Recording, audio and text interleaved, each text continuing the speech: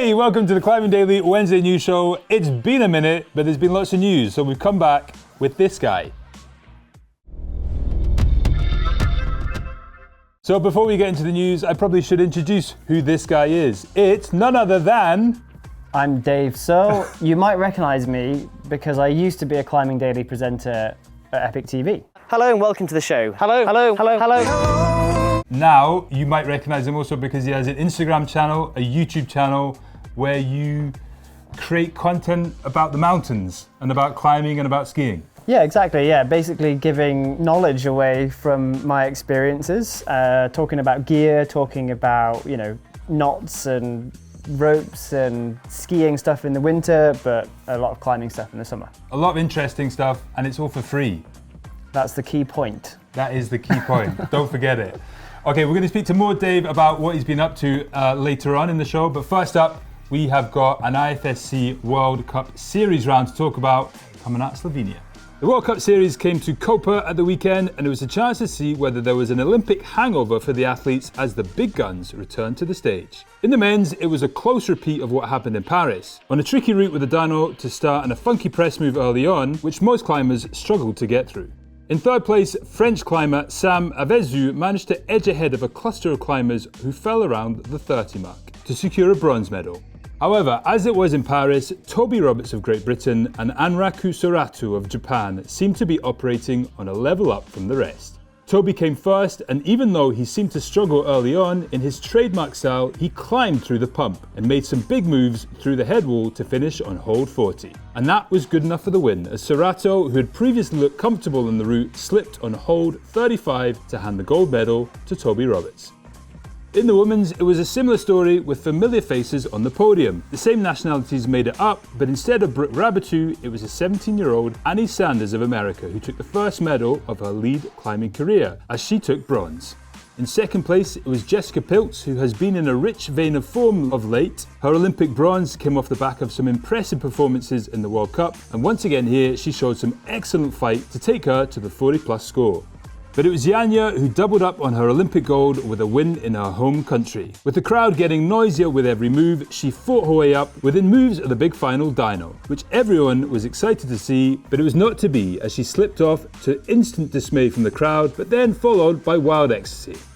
So there you go, the third final round of the IFSC World Cup Series. There's two more, there's one in Bologna and there's one in Seoul in South Korea.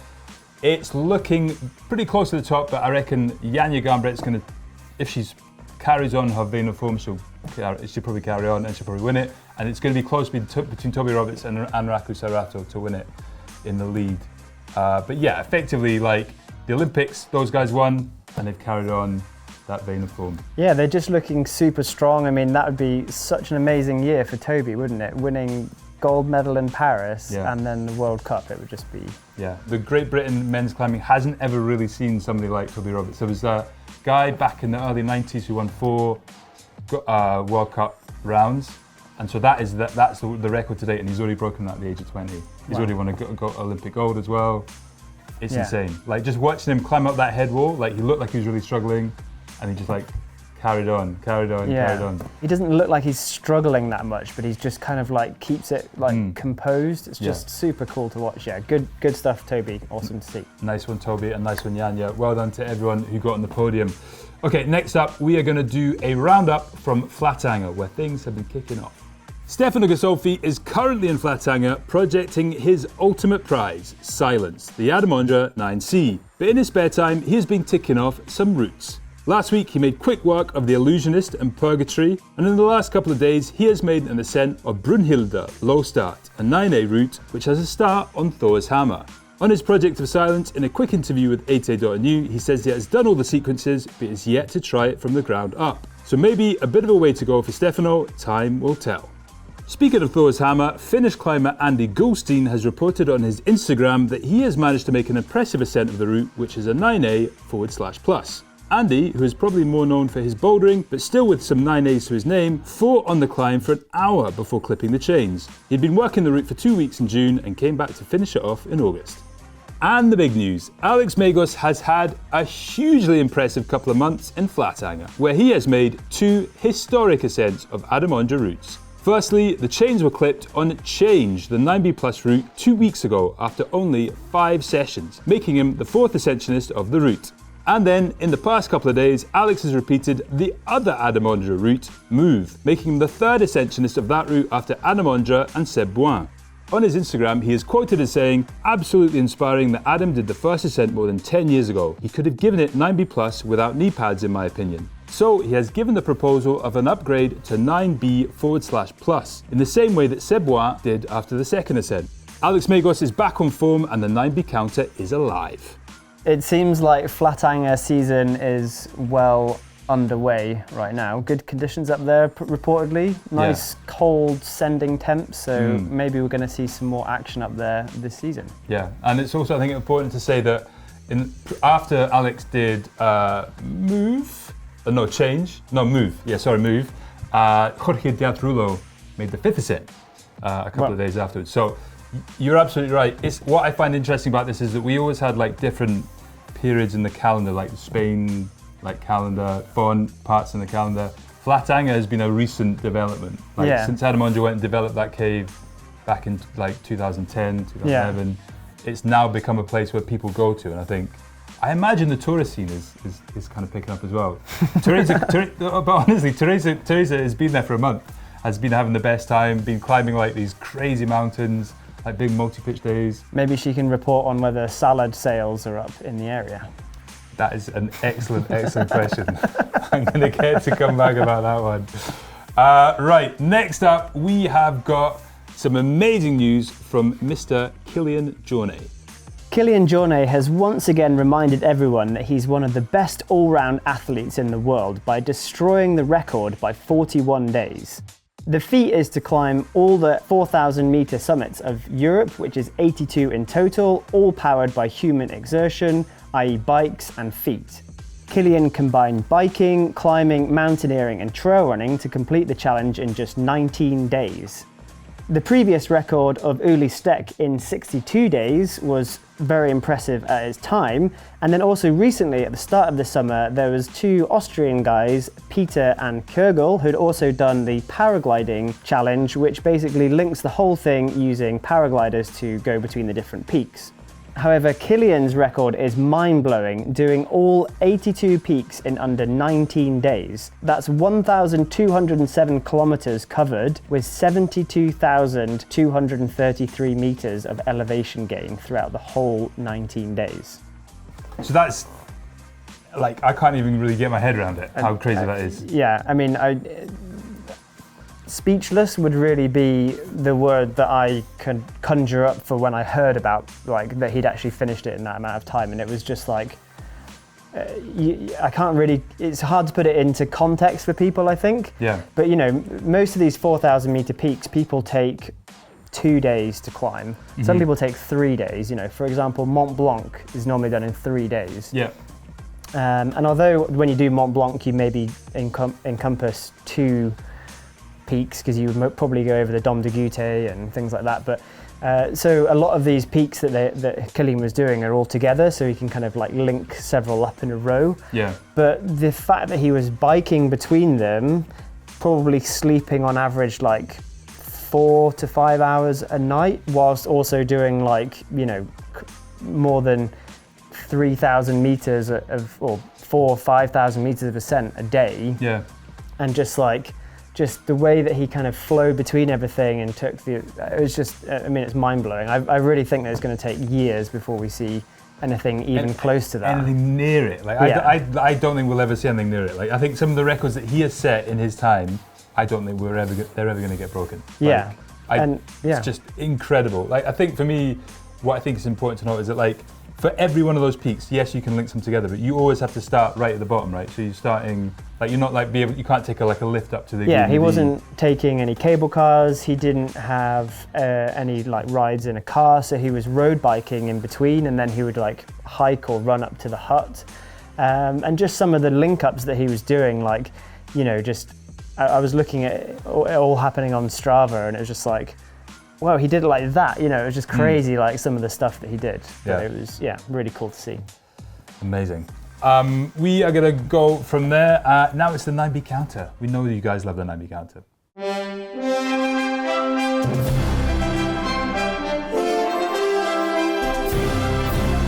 Okay, so with the Flatanger season, it's been kicking off. 9B counter. Dave, do you know what the 9B counter is?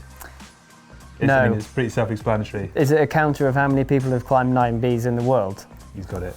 9Bs and harder, right? Okay, so like, if you're 9Bs, you get 1 point, 9B plus you get 2 points, 9Cs you get 3 points. Whoa. So this week, we've got to update the sheet. I don't know if it'll be up there somewhere, but we'll get it updated. But basically, who's got one? Megos has probably jumped himself up to the lead with those 2 ascents. Jorge Diaz-Rulo is up there as well. So those 2 guys, wham bam up there. And if Stefano Gasolfi can get silence, then who knows? At the end of the year, we have a big celebration, big award ceremony. Do they all come in? And they all come. They're there literally and figuratively. It's a load of fun. Great. Do you can come this year if you want. Yeah. I'll come. I can accept awards on people's behalf. And that's a great idea. We'll be doing a lot of that this year.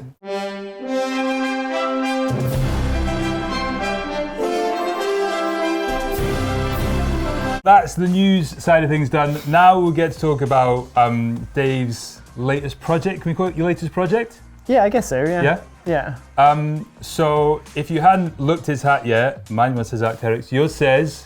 Oak. Okay. It's not AK, it's Oak. What is Oak? Oak is a smartphone app that we're working on, and the idea is it's a platform that you can easily organize your outdoor activities. So you can find partners, you can organize stuff with your friends, and you can also find paid activities on there as well. Can you grab your phone and show us a little bit? Yeah. Remember, do the screen record so we can see. Yeah. But it'd be cool to see what the usability of it and stuff like that. Because I think that's the best way of showing people what it's all about.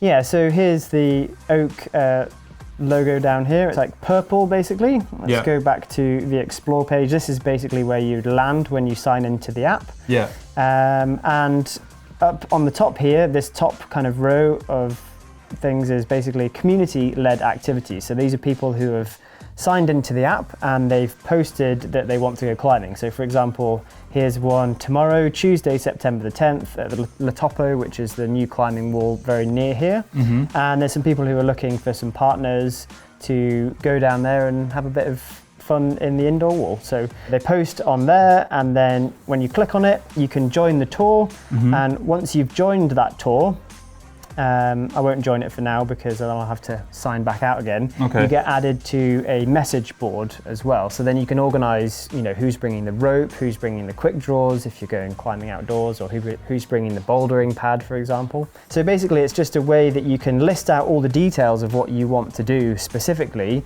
and then people can kind of join in with that. And I think it just kind of smooths out some of those problems that you could have when, let's say, I just want to go climbing tomorrow, and you have to sort of kind of figure out what to do. Instead, in this way, you're posting exactly what you want to do and when and where to meet, and it's just a lot easier to kind of get connected with people in that way.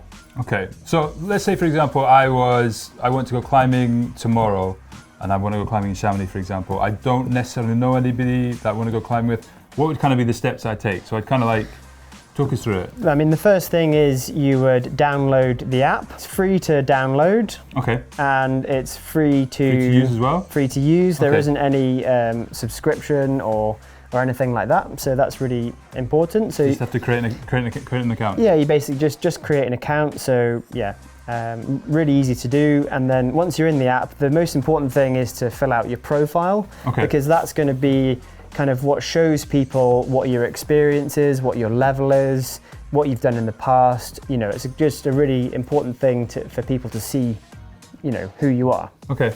Once you've filled out your profile, you can have a look at the different activities. We have a filter here, so you could filter by location. So let's say we want to filter by Chamonix. Mm-hmm. Chamonix, France, like that. And we're looking for climbing, and we've got a 100-kilometer radius there. Okay, nice. So we hit apply, and then you'll see here all the community activities that are going on over the next few days in Chamonix. So tomorrow there's some people going to Le Topo, and there's some people who want to go climbing, doing some 6Bs, for example. And if you can't find something that kind of takes your fancy, then it's really easy to create a activity. So that'd be the best thing to do, is if you're looking for something but you can't find it already on the app, is just create an activity. You do that via the create tool. So we basically have all these different sports down here that you can create for. So we've got skiing, climbing, alpine climbing, mountaineering, via ferrata, hiking, trail running, mountain biking, and also social events, which is actually quite a fun way to meet other climbers. We actually have weekly meetups in some of the bars in Chamonix where we have like 15, 20 people all meeting together and kind of, you know, getting to know each other before they head out. So that's quite a fun way to kind of meet new people as well. So you can really easily create a tour. You just list out everything that you know, is to do with where you're going, and then post it, and then it will be either open to everybody to join, or it will be gated, which means that you can accept people in once you've had a look at their profile. And then we'll also have a new feature coming out very soon, which is that you'll be able to post it privately to a group of friends. So if you already have a group of friends who you like to go climbing with, if everybody was on Oak, it's a neat way that you could organize those climbing trips by just sending one notification out to people, and then they can just like join the group and you're away. And in that way, I guess you can also like have your group of buddies that you like, you know already, say, right, let's all go on the app, and then we can kind of like organize things way easier than you kind of like your WhatsApp or your Facebook groups kind of thing. Yeah, it's just, I mean, I find that when I'm organizing, you know, group like things to go out with my friends, you know, for climbing or mountain biking or skiing, you know, you're like, okay, who's available? I don't know. I don't even know who's here, you know. Whereas, and then you might have a big WhatsApp group, for example, but the problem with those is they quite often just deteriorate into like banter, or it's kind of like quite difficult to keep on subject. Whereas this is like the activity is like front and center, and you can have like multiple activities in that group happening, and then your friends, you know, can just sign up independently as well. So it's just a really neat way that you can, you know, organize your sports. Awesome. Yeah. So we're kind of based out in Chamonix at the moment, but like obviously you don't have to be in Chamonix, you can be in other places as well, is that right? Yeah, so the app works anywhere in the world, but because we've launched in Chamonix, that's where most of our kind of users are. Sure. So, you know, at the moment we're still growing, but there are people popping up all over the world. You know, we see tours that are happening in the UK and North America, Norway, Austria, you know, all over the Alps people are doing stuff as well. So the key thing is, you know, if it's something that you think would be useful, is, you know, get into the app, sign up, make a profile, and just keep checking in and seeing if things are happening around you. And if you can't see things that are happening, then, you know, you're more than welcome to post a trip and see if anybody's available. And if they're not, then, you know, doesn't matter. You can just try again, you know, it's completely free. You're not losing anything by kind of like giving it a try. And so just to reiterate, it's free. All you need to do is just download it from the App Store or the Google Play Store, I guess, like if you've got an Android. Yep. And then create an account and you're kind of good to go. Yeah, create an account, create your profile. It probably takes, you know, 15, 20 minutes in total just to get set up on the app and kind of get familiar with it. And then you're away. Okay, nice. Well, we'll leave a link in the description below if you want to get signed up on it. I mean, it sounds brilliant. Was there anything else? Were we missing anything else, do you think? I mean, the other thing that we're kind of doing on there is paid trips as well, which is probably worth mentioning. You know, so if you're a guide or an instructor and you'd like to be posting, you know, your trips or your days that you're offering on the app, then that is definitely possible. And we're developing ways to kind of streamline that and make it even better. And there are also currently some paid trips that are up on the app. Like, for example, tomorrow I'm doing a trip which is like a multi-pitch rescue course tomorrow in Chamonix. So amazing. Yeah, it should be fun. And it's really cool to get people together, and it's just super easy to, you know, just organize those kind of like single days out. But there are also longer trips as well, and maybe even holidays will be appearing on there in the future. And one more thing I was going to ask you, you were mentioning an ambassador program before? Yeah, so that's another thing that we are really pushing as well, is that we have ambassadors in Chamonix who are helping us to kind of spread the good word about this app. So if you're interested in becoming an ambassador for Oak, we have certain perks. So for example, we have leaderboards each month for the ambassadors. So if you post a certain number of trips, you could be able to win prizes. For example, the recent prize that just was given out was a day out with me guiding, which, you know, you can imagine how good that would be. I can imagine it was a very good prize. No, but actually this group of ambassadors, they're really trying to upskill themselves and get better at climbing. So, you know, I think you know, a day out where we can work on their skills and really develop things is super valuable to them. So yeah, being an ambassador just opens up the option that you could be able to win things like that. Okay, nice. And if you don't manage to get on the top of the ambassador leaderboard, you can upskill yourself by watching this guy's Instagram and his YouTube channel. They're very good. All types of knowledge going on there. I would highly recommend it. We'll leave a link in the description below for that one as well. Okay, nice one. Thanks for explaining that. That sounds really interesting. Next up, we have got some shop stuff. Basically, Bayal are back in stock at the Epic TV shop. What's quite exciting is the Sunrise and the Sun Up are two new ropes coming out of the Bayal warehouse at the moment. They are used from 100% recycled products, the first of their kind in the Bayal range. They are very excited about it. We're very excited about it. We've also got, we were let into the Bayal factory recently, which was very interesting. They kind of invited us in to see their kind of whole process. We made some videos out of it. We got to break some stuff. We got to rip up some ropes. Teresa was in there with some big heavy boots and hard hats on. It was a lot of fun. That episode is coming soon. We haven't got a teaser of that yet, but what we do have a teaser of is the last episode in the series of The Outsider with Svana Bjørnsen. Here it is.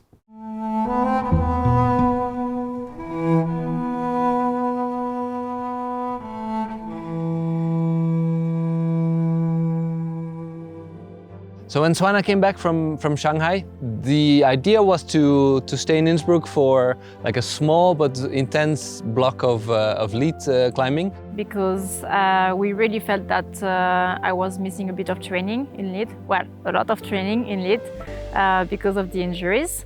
And it didn't really go as planned. I've been struggling so much with my back that we had to adapt once again this year, the training. I've only been bouldering, basically. She was in pain all the time. She did her training, but the focus was definitely not like where it needed to be. Okay, so that is the last episode of Svana Bjørnsen, The Outsider. Basically, I'll give you a quick rundown. In a year, she decided that she wanted to train and try and get in the Olympics. And we followed it as a series, a 5-part series. This is the culmination in the Olympic qualifiers, and it comes out today on the Epic TV, mainly Epic TV YouTube channel. So have a look if you can. Dave, that's been a pleasure. Thank you so much for coming in to talk to talk to us about yourself and all your endeavours. Yeah, thanks for having me. And it's been really cool to sort of see the journey of Epic TV since I was part of it and kind of where it's at now. It's really cool. Yeah, great to hang out again. Nice. After our time in the forest filming our climbing daily shows. That is a reference to us going out. Like every intro we'd film in the forest, wouldn't we? Like there was some nice boulders in the forest. Let's just. Yeah, exactly. It wasn't just a random forest. But yeah. It was. Yeah, exactly. We managed to get some climbing in at the same time. You're probably feeling a little bit out of shape. I know I am. I personally don't eat junk food because my body is a temple. My favourite rest day activity is nursing a hangover. The eyes of Satan are completely red because I like it rough. Oh yeah, that's it, yeah. Anyway, that is it for this week. Thanks very much for watching. Don't forget to like and subscribe if you can. Check out his channel. We'll see you next week.